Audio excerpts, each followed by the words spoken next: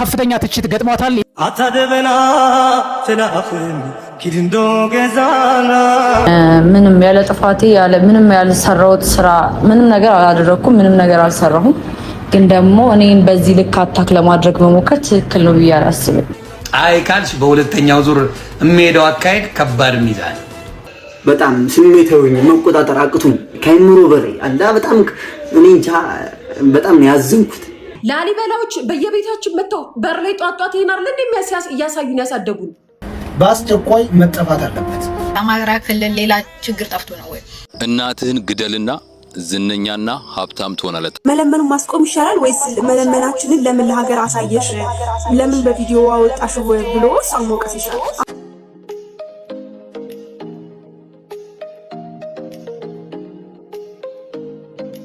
ሰላም ሰላም የተወደዳችሁ እንዴት ናችሁ? እኔ በጣም ደህና ነኝ። ሰላምታዬ በያላችሁበት ይድረስ። በዛሬው ቪዲዮ አንድ መነጋገሪያ የሆነ የሐሳብ ልዩነትና ተቃርኖን የፈጠረ ጉዳይ ይዤላችሁ ቀርቤያለሁ። እስከ ቪዲዮ ፍጻሜ አብራችሁን ቆዩ። ቪዲዮን ከወደዳችሁት ሰብስክራይብ ያደረጋችሁ የቻናሌ ቤተሰብ ሁኑ። እንደምታዩት ቻናሌ 1000 ለመግባት ድግ እያለ ትገኛለች እና እናንተ አንዲት ሰብስክሪፕሽን ለኔ በጣም ትልቅ ነገር ነው። እንዲሁም ደግሞ ሐሳብ አስተያየታችሁን ጻፉልኝ። ወደ ጉዳዩ ስናልፍ ጽጌ ሮያልን እስከ መደብደብ ያደረሳት ቪዲዮ ምንድነው? ለምንድነው በዚህ መጠን ሰዎች የክብር ጉዳይ ያደረጉት? በስፋት የምናየው ይሆናል። ጽጌ ይመስለኛል ይሄንን ቪዲዮ የሰራችው ቆየት ካለው የጎሳዬ ተስፋዬ ሙዚቃ መነሻ ያደርጋ ነው። ቪዲዮ ከሰራች በኋላ በጣም ብዙ ሰዎች እየተቃወሟት፣ የተወሰኑ ሰዎች ደግሞ እየደገፏት ይገኛሉ። ይሄ ነገር አለ ወይስ የለም? ይሄ እየዞሩ እንደዚህ እያንጎራጎሩ የሚለምኑ ሰዎች አለ ወይስ የለም? አለ። እኛም ሰፈር ይመጣሉ፣ እንደዚህ ያንጎራጉራሉ። በስርዓት ለብሰው ጸጉራቸውን ተሰርተው ልጅም ካላቸው ይዘው ይመጣሉ፣ ያንጎራጉራሉ። እኔ ግን ብሔራቸው ምን እንደሆነ ከየት እንደመጡ ምናምን አናቅም። እኛም ሰፈር ይመጣሉ። ግን ይመስለኛል ይሄ ነገር ልመና አይደለም። አሁን እናንተ ስሙን ቀይራችሁ ልመና አደረጋችሁት እንጂ የሆነ ተለምዶ ነው።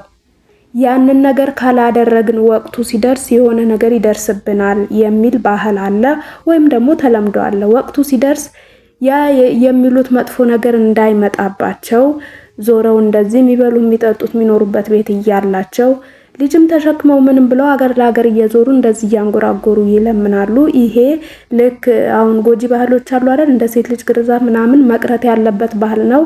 ይቅር አይቅር አሁን አላቅም። አሁንም አንዳንድ ቦታ የሚመጡ ይመስለኛልና አሁን ጽጌን በዚህ መጠን ከመቃወም ይልቅ ይሄንን ባህል ማስቀረቱ አይሻልም ወይ? የኔ ሐሳብ ነው። እናንተም ሐሳባችሁን አስቀምጡልኝ። እኔ ባህሉ እንደሚመጡ አውቃለሁ፣ ግን ሰዎች በዚህ ጉዳይ ላይ ምን እያሉ ነው? በዚህ መጠን ጽጌን ለመቃወም ያበቃቸው ጉዳይ ምንድን ነው? እኔ እኮ የሚገርመኝ ማለት ነው ስንት ፕሮሞት የሚደረግ ባህል፣ ወግ፣ ታሪክ ስንት ነገር እያለ ልመናን ፕሮሞት ማድረግ ምን አመጣው ነው ያልቃል። እንደ ጥሩ ነገር ማለት ለምን በመረጃ ከሄድኩብሽ ደግሞ ያው ዳሜጁን አትሲው። ስለዚህ በይቅርታ ቪዲዮውን አንሺና ከነበረሽ ህዝብ ጋር ተስማምተሽ መስራት ቀጥይ። ግን በምን ሂሳብ ነው ልመና የአማራ ባህል ነው ብላችሁ በሙዚቃ በቪዲዮ የምታመጡት እንዴ? ሲጀመር እንደው ልመና የሚባለው ነገር ላሊበላ አካባቢ እንኳን የተለመደ ነገር ከሆነ ኋላ ቀር አስተሳሰብ ነው እንጂ በምን ሂሳብ ነው የአማራ ባህል የሚሆነው? ምንድነው የምታወሩ? የሌለ ነገር ነው ልጅቷ የቀረጸችው፣ የሌለ ነገር ነው ያስተላለፈችው። ከዚህ በፊት ያልነበረ ነገር ነው ያደረገችው።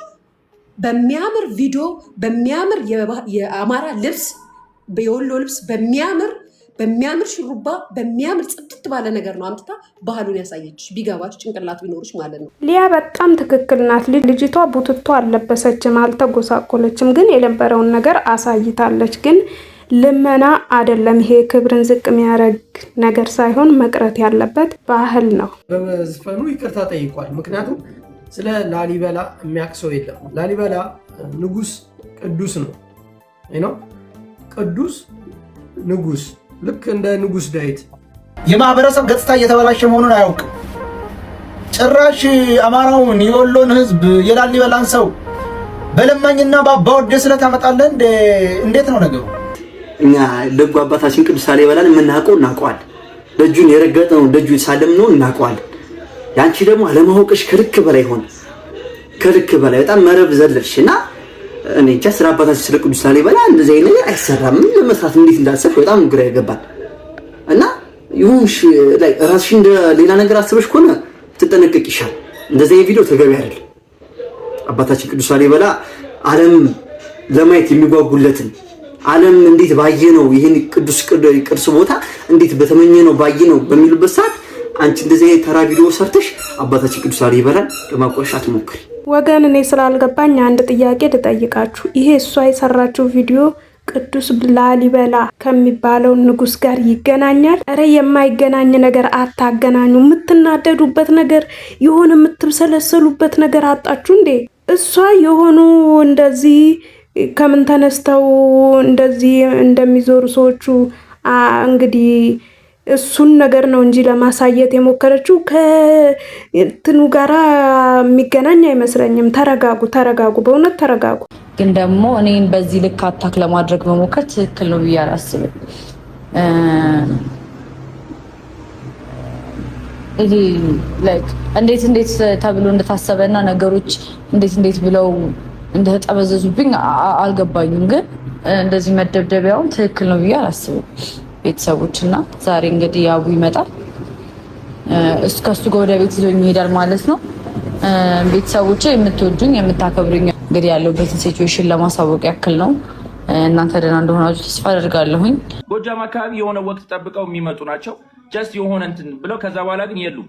ይሄ ኖርማል ነገር ነው። ሁለተኛ ደግሞ የጎሳዬ ዘፈን ነው አይደለ? ሶ ምንም ማለት አይደለም። አንቺ አያገባሽም። ልጅ ሚካኤል ዘፍኗል። ልጅ ሚካኤል በሱ ዘፍኗል። የድሮ በጣም ኦልድ ዘፋኞች ዘፍነዋል። ገባሽ? የሚያሳፍር ምናምን ሳይሆን ላይክ ይልሽ የሆኑ ማህበረሰቦች አሉ እና ያን ልክ እንደ ባህል አድርገው ምናምን የሚያደርጉት እንደዛ። እዚች ልጅ የምትፈልገው ነገር ተሰጥቷታል። ጋይስ አማራ ክልል ሌላ እንከን ጠፍቶ ነው ወይ? አንድ ጽጌ ሮያል ክሊፕ ስለሰራች ሙዚቃው ጎሳዬ ከሰራ ቆይቷል። እኔ እንኳን የሰሩበትን ያዩት 2005 ላይ ነው። አሁን ያለነው 2006 6ኛው ወር ላይ 5ኛው ወር ላይ ነው አይደል? ቆይቷል። ቢያንስ በትንሹ አመት እኔ እንኳን ሳቀው ሙዚቃውን አመት ሆኖታል። ያኔ ሙዚቃው ሲወጣ ይሄን ነበራችሁ ጎሳዬ ተስፋዬ በዚህ ሙዚቃ ነው ወይኛን የሚገልጸው ብላችሁ ስትሉ የነበራችሁ ምርጥ ድምጻዊ ምርጥ አቀንቃኝ ነው። ሀገራችን አሏት ከሚባሉ ዘፋኞች መሃል አንዱ ነው። ብዙ ነገር ሲሰራልን ቆይቷል። የሱም ስህተት አልገባኝም፣ የሷም ስህተት አልገባኝም። እሺ ይቅርታም ጠይቃለሁ ቪዲዮንም አነሳዋለሁ ብላኝ ነበር። እንደዛ ብላኛለች። ለምን የሰራሽው ለሰው ነው፣ ቪዲዮ የተሰራው ክሊፑ ለሰው ነው። ግን ሰው አልተመቸኝም ካለ ለሰው ዲጄ ስለዚህ ልጅቷ እንደዛ ብላኛለች ለኔ። ይሄ ቪዲዮ ብዙም ያልታሰበበት ቪዲዮ ነው በነገራችን ላይ። እናትህን ግደልና ዝነኛና አፍታም ትሆናለህ ተባልኩ። ከዛም እናቴን ገደልኳት። ከዛስ የቀረህ ዓለም ምንድነው? ምንድነው የምትፈልገው? ምን አይነት ኑሮ ነው መኖር የምትፈልገው? ከዛ ልትኖር ነው ጭራሽ? ለዝናና ለገንዘብ ብሎ 9 ወር በሙሉ በማህፀኗ ተሸክመው በምጥና በስቃይ ወልዳ ሳትጸየፈው ሽንት ጨርቁን እየቀየረች ያሳደገች እናቱን ለገንዘብና ለዝና ሲል ገደላት። አሁን ይሄ ምን ይባላል? እንደው ምን አይነት አስተያየት ይሰጣል? ምን አይነት አስተዳደግ ቢያድግ፣ ምን አይነት ነገር ውስጡ ላይ ቢፈጠር እንደዚህ አይነት ጭካኔ ወልዳ ያሳደገችው እናቱን ቸዋለሁ። ግን ምንም ማለት አልፈልግም የኔ አባት። እኔ አሁን ላይ ቢዝነስ አይነት ነገር ሐሳብ አልሰጥም። ህዝቡ ከወደደው እሷ የሰራችውን ነገር እኔም ወዳለሁ። ህዝቡ ከጠላ እኔም ጠላለሁ። ህዝቡ ካወገዘ እኔም አወግዛለሁ። ህዝቡ ደግሞ ጥሩ ነው ብሎ ካጨበጨበ እኔም አጨበጭባለሁ። አዎ አጨብጫቢ ነኝ። ከዚህ በኋላ እኔ ቢዝነስ ያለኝ ሰው ነኝ። አዎ እኔ ምን አገባኝ? አብራችሁኝ ስለቆያችሁ ስላያችሁት ስለሰማችሁት ልባዊ ምስጋና ይበያላችሁበት ይድረስ። ቪዲዮን ከወደዳችሁት ሰብስክራይብ እያደረጋችሁ የቻናሌ ቤተሰብ ሁኑ። መልካም ጊዜ ይሁንላችሁ።